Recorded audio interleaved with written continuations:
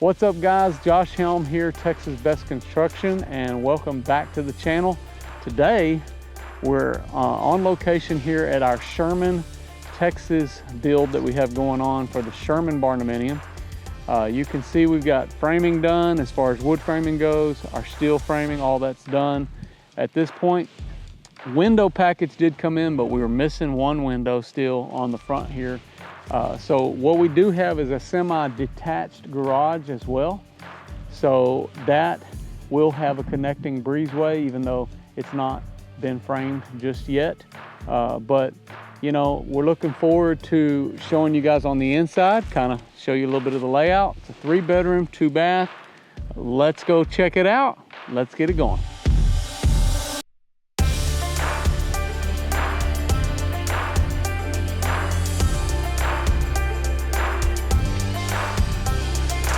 One thing I could tell you guys is that this is obviously our front covered porch. This will be closed covered soffits here. You can see that we've already been over here. We actually got our zip tape done as well as our zip walls, and you can see the guys were over here doing some of the zip details as far as taking care of all of our penetrations. We actually just did this yesterday. Now, one of the advantages of this exterior wall system, I can tell you, is that the accessibility, after I put my metal panels on this wall, it enables us to, if there was a problem on the inside of that wall at any given time from the life expectancy of this house, we could remove a metal panel, access the wall, cut into this wall, and gain access into the wall, make whatever repairs we need to make, seal that back up, liquid flash it back, put the panel back on. This is a huge advantage in our world because you know, just by removing a panel, I have access and I can repair it without having to break into sheetrock on the inside of the house. So that's one key thing. It's a good little bonus tip for you guys. If you're using the wall system, the zip wall system, or any of the other wall systems that are out there that are similar and that have the air tightness and are able to be sealed and closed up fairly easily.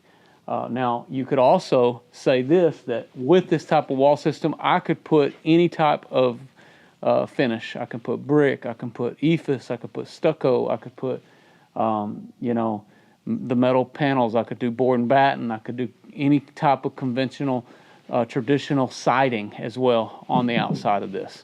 So the only thing that's different, I'll show you on the inside. You can kind of see the way our framing is made up.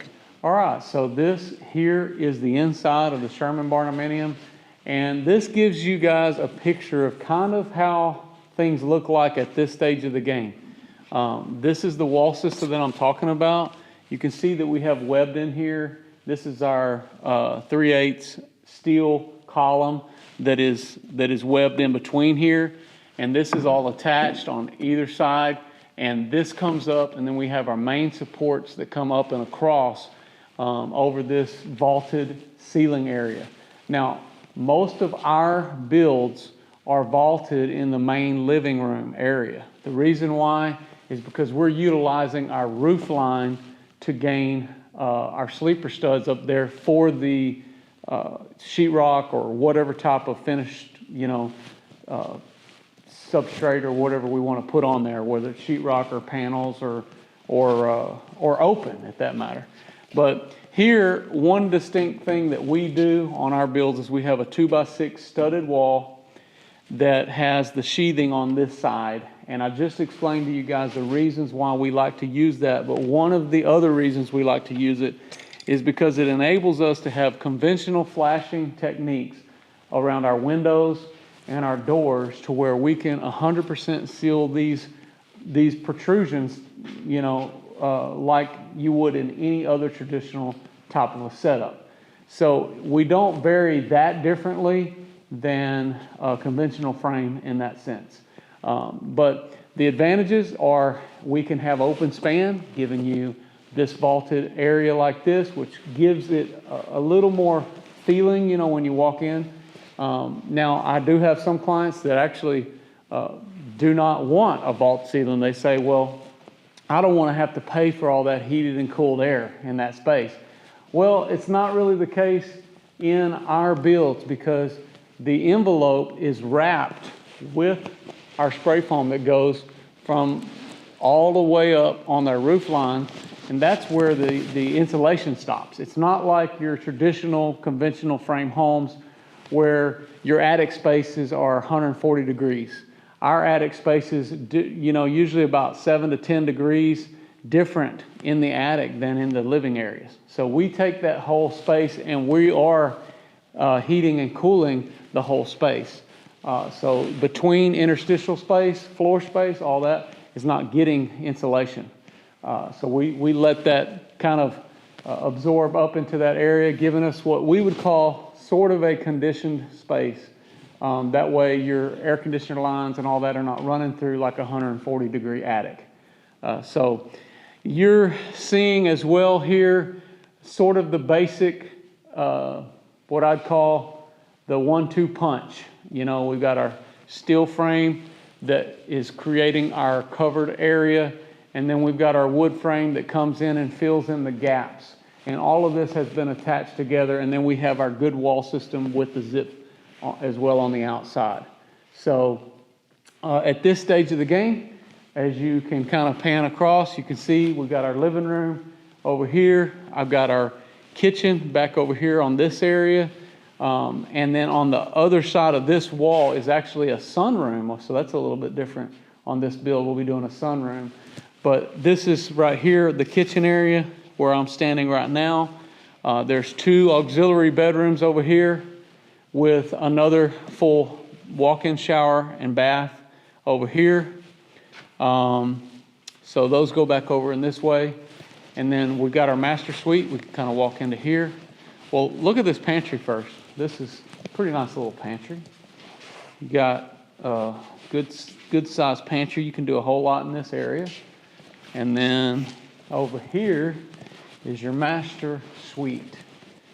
This is where, it's kind of just right. Not too much different than what, like say, a bigger square foot home would be. But the overall house is, I think we're pretty close to 1,300 square foot, somewhere in that range. I have to look back at the plans. But this is your master bedroom. It's got a real good feel to it. And then we've got the closet over here, full walk-in shower. We've actually already had the plumber in, and he's done all of their top out. So HVAC, plumbing, electrical, all of that's been done at this stage of the game. So we're actually just getting ready for spray foam to go on the walls. So I'll tell you about what we're going to do on the spray foam. We're going to use open cell here.